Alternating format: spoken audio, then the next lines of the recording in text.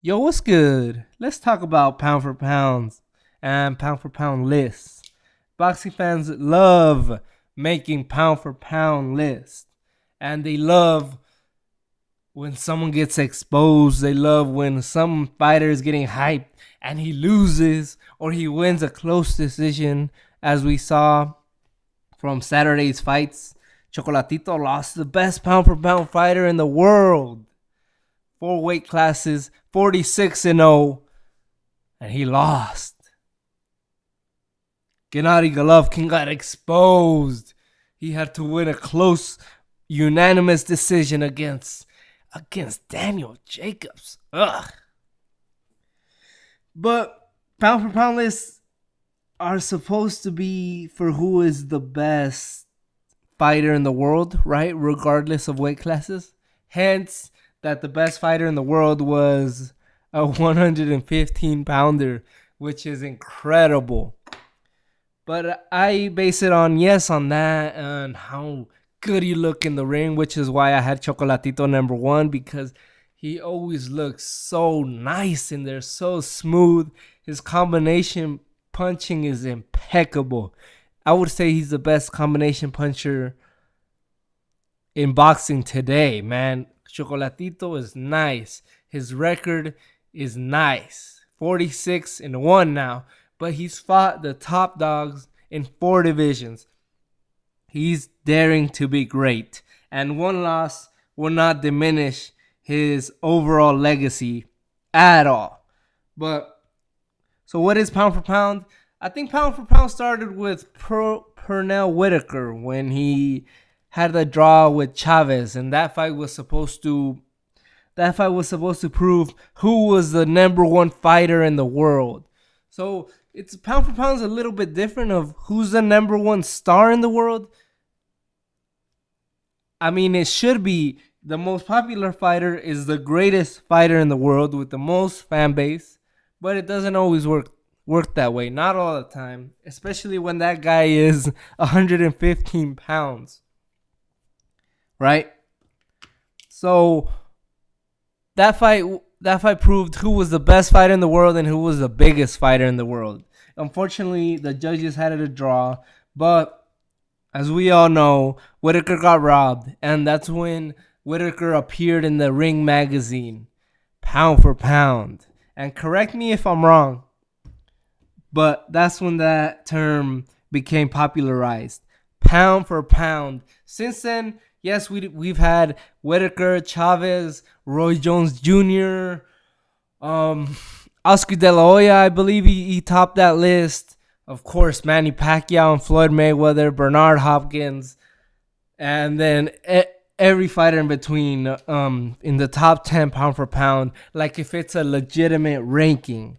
And I'm not gonna say I don't understand why this is important for boxing fans, but it doesn't mean anything. I know sports fans love to discuss who's the best running back, who's the best quarterback of all time, and all time is a little different than pound for pound, even though they could definitely overlap.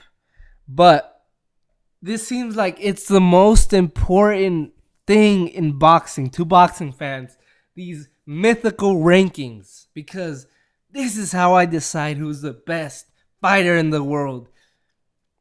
This guy's the best fighter in the world when he's not even the best fighter in his division.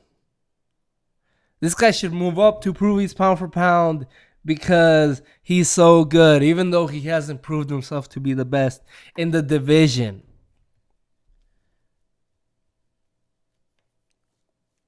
And then people get all caught up in this fantasy. It's all fantasy. It's all opinion. That's why we can't get mad at anyone's ranking, because it's not legitimate. It's not like this guy gets a pound for pound belt. Even pound for pound is different than fighter of the year. The pound for pound king usually doesn't even win fighter of the year, because it's expectation versus reality. So if, like, let's say Joe Smith knocked out knocked down Fanforo, then he knocked down Bernard Hopkins. He was my fighter of the year because of expectation. If Andre Ward had done the same thing, it's like, that's a good year, but you expect so much from him.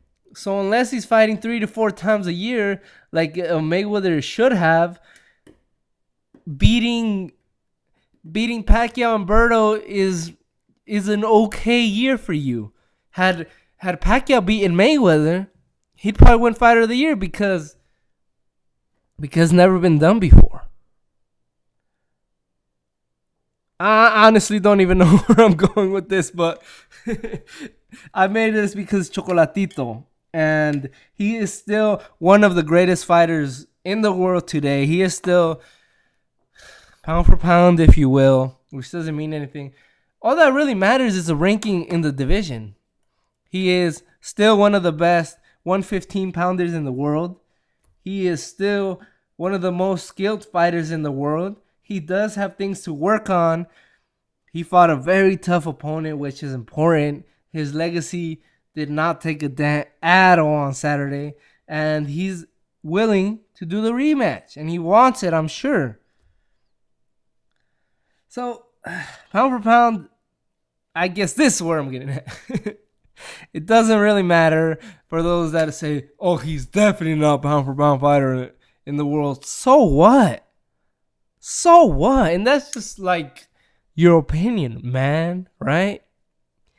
Pound for pound, it's not real. And that's why I don't bother making lists. Only list I make is my favorite fighters. And that, nobody could even argue that because they're my favorite fighters.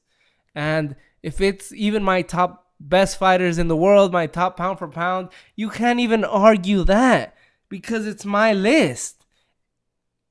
And it's really not even worth arguing about. It means nothing. It means nothing in the long run. It's a mythical ranking. And I don't bother making lists. And I don't think any of us should really get caught up in that sort of things anyway. All right. Thanks everybody for watching. And let me know, was this just a ramble? What do you guys think about pound for pound rankings? Have a great day.